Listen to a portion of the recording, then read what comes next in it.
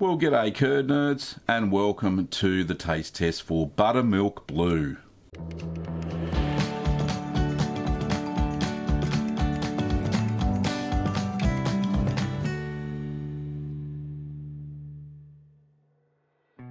Yes, curd nerds, this taste test has been greatly anticipated. Since I posted the video, it's got nearly 130,000 views, so a lot of people out there are interested in me cutting open the cheese and seeing what it looks like. So without any further ado, let's get on and have a look what's inside the box, and we'll check out how the cheese has matured.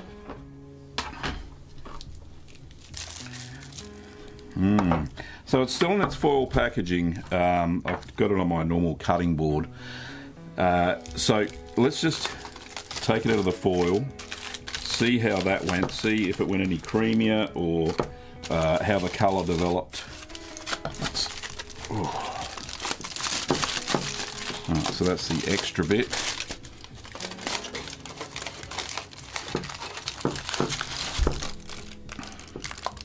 Well, the foil's coming off okay. It smells very blue. Which is just what we wanted to happen. Without ripping the foil. Come on, foil. Off you come. Oh, that's looking pretty good. Starting to get it on the shirt. Let's have it upside down. Pop it on to... Right, you go there so the line's straight.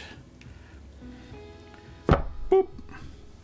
Right, so with my trusty tea towel, let's get that out of the way. And let's get all this gump out of the way.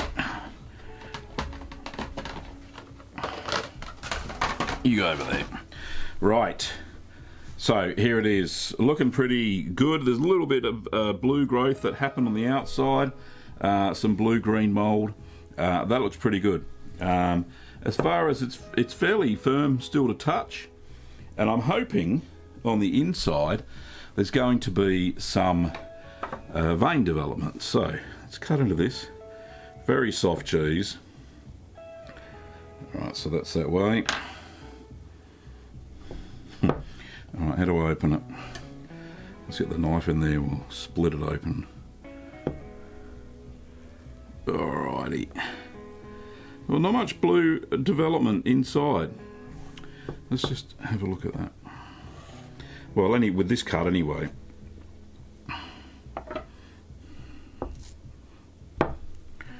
And there it is. So, not too much. There's a vein there where I pierced it, a little bit of vein development there, but let's cut it another half. So I'll just put that half, oops, a bit slippery on the outside, put that there, put that there, and we'll cut another quarter. Oop. Have a look at that. Not too bad, a little bit of marbling there, not much at all. I didn't expect to because it was really a creamy, very creamy paste. So let's just transfer that all to the chopping board. I don't dare taste it yet because I think it might be too good. Oops, I've got a bit on my belly. Oh, it's all happening here. Bit sticky as you can see on the fingers. But I dare say if I cleaned up that outside paste it'd probably be okay. So let's get rid of that.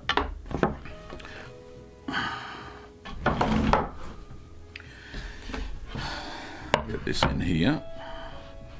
Very nice. Alright. So a little bit there. That bit there. And again with the fingers. Really sticky.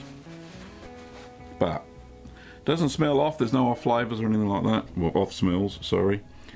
So let's... Oh, this cuts so smooth. A little bit crumbly actually, which is surprising. There's a vein there, that's lovely. Let's get this on a cracker. Now that is a big piece of blue cheese, I must admit. But I do like my blues. They are very, very nice. Let's try this. Moment of truth.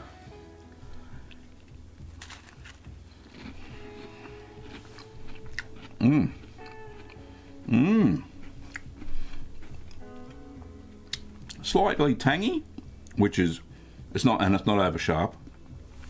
But I tell you what, that is quite nice. So a nice vein there. The blue flavour has gone all the way through. It's not sharp. It's not going to bite your tongue off like some blue cheeses do.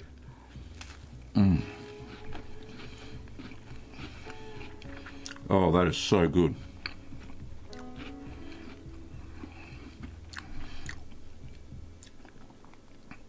So it's creamy throughout, like a Gorgonzola dolce.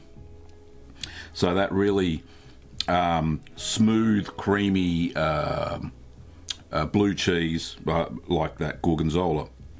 Not to be confused with the Gorgonzola Picante, which is really strong and tangy and a little bit crumbly. This is quite soft all the way through, so much so that you can actually spread it off the knife, almost like a cream cheese. And the reason I say that is because when I made it, and you saw in the original video that I had to hang it up in a bag, the curds didn't set properly, they were not very strong, so I had to hang it in a bag to drain it, so to get most of the whey that I wanted to get out of this cheese, out of the curds. Anyway, so it's produced a very, very good cheese. I was looking at some of these other bits here. You got a little bit of veining there as well in some of the air pockets, but it's fairly dense, so you're not going to get a lot of veining through it, but you do get the blue cheese flavour all the way through it.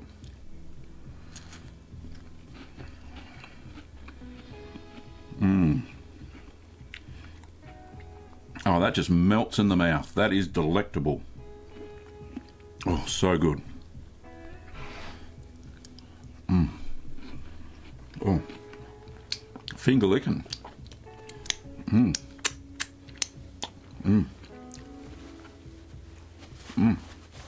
Very nice. That's a clean tea towel, by the way. Well, let's have another piece. This is just crazy good. Oh, look at that. Oops. Oh. Oh. Right, get back on there. This is to die for, really is. So let me just, I know that's a lot of cheese on one cracker. I know, you don't have to say anything.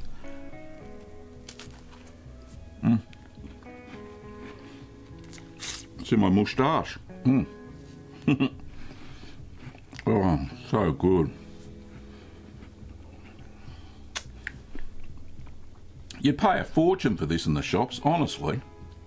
Oh.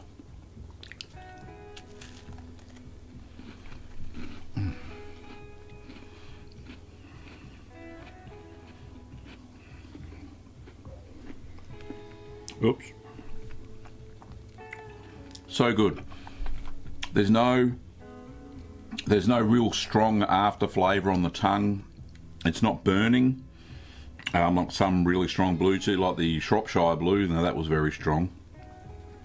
This is perfect. Now I've matured this to 4 weeks after I wrapped it. So 6 weeks plus 4, so that's 10 weeks. It was maturing. Now remember, at 6 weeks I scraped the blue mould off. Now that's your choice. Depends on how strong you really want this cheese. If you left that blue mould on and then wrapped it, then this will be a lot stronger in flavour. But if you want a mild blue cheese, very, very creamy, delectable, then scrape the mould off the outside of the cheese and then wrap it in foil. I tell you what, this is really, really good. Anyway, final bit.